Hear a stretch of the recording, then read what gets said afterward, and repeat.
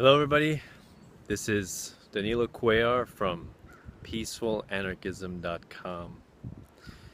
Delighted to be out here in nature once again.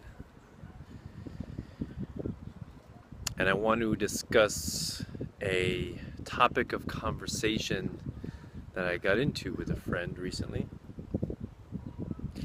And she said, Danilo, how can you support free markets and capitalism? Don't you care about the little guy? Don't you care about the mom and pop shop? What about the sweatshops, the exploitation that happens overseas? Don't you care about that?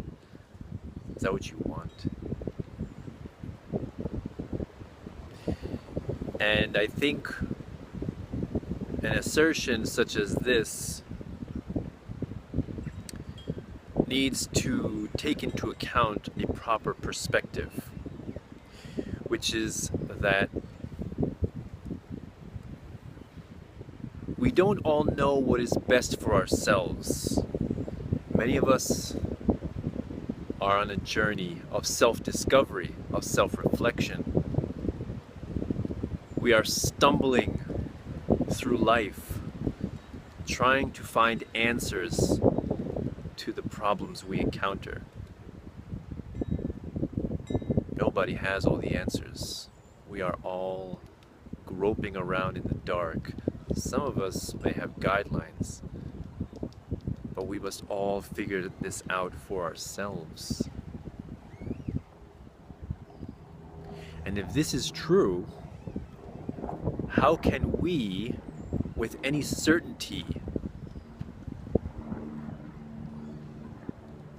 dictate how other people should live, how other people should interact, how other people should raise their kids or do business? To me, the only certainty, the only universality is non-aggression, is the idea of negative rights. If people are not actively being assaulted or aggressed upon, leave them alone. Leave them to the decisions that they have chosen in their lives.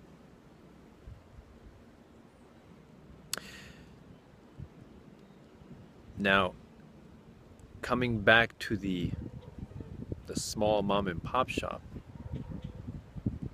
it does not matter to me how large a business gets. What matters to me is that business staying afloat and surviving or thriving based on providing top quality goods and services that people voluntarily purchase, or are they appealing to the state for protection in the form of regulation and taxation and minimum wage in order to crush their competition? That is the real question. If a business grows to epic proportions by serving humanity, by serving the people, and thereby increasing their happiness and their standard of living, well then, this is a success. This is a miracle. This is a beautiful thing. This is not to be condemned. For every business that comes about, other businesses must fail. This is a fact of nature. This is a reflection of the scarcity inherent in our world. There are scarce resources and infinite desires. The question then becomes, how do we allocate these scarce resources in order to have a most optimal outcome? And if an entrepreneur can prove that he can manipulate and transform these resources into usable, top quality goods and services that people desire and purchase of their own volition, then that entrepreneur has been a great boon and a great benefactor of humanity. He is to be celebrated, not maligned, not scorned. He has been part of the wonderful symphony of progress that we have heretofore achieved and are achieving with every passing day. When the car was first invented,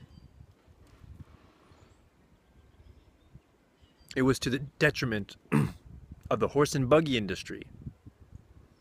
Should the horse and buggy industry therefore have been subsidized by the state because those were jobs and those people that worked those jobs had families and kids to feed? No. That would have been a terrible loss, a terrible waste of resources. With each new technology, this renders the old technology obsolete, and this is what we want.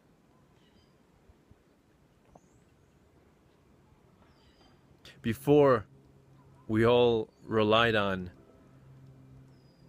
pieces of paper to communicate over long distances. Now we have email.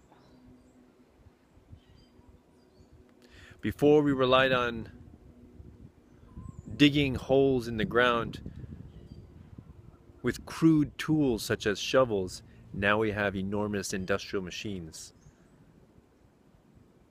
It is these machines that has catapulted our lives into great heights, dizzying heights of prosperity. This is to be celebrated. Now, coming back to the sweatshops, it is very important that we distinguish what reality is and how we would like it to be based on our own feelings of a utopia. If people are engaging in voluntary transactions, yet their lives appear to be in deprivation or wanting, we must respect their choices. Sure, to the average worker in the United States, those working in so-called sweatshops in Bangladesh or India appear to be exploited by evil capitalists, when in fact they are doing the very thing that is necessary to lift themselves out of poverty.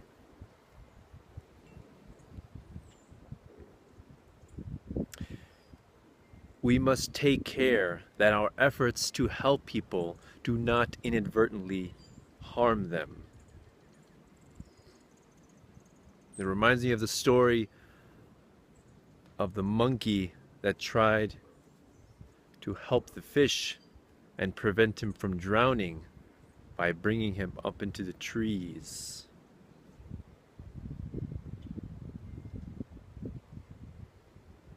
We must respect the decisions made of our brothers and sisters all over the world.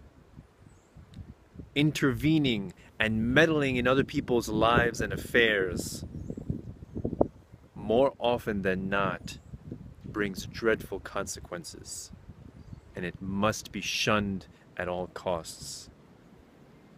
Focus on yourselves. Focus on improving your life. Focus on bringing value to the world. In the words of Albert Einstein, try not to be a man of success, but rather try to be a man of value. That is how we can help our brothers and sisters, by spreading free markets, capitalism, freedom of choice, freedom to live as we so choose without aggressing upon another human being. That is the essence of voluntarism. Thank you very much for listening. This is Danilo Cuellar from peacefulanarchism.com. Enjoy the magnificence.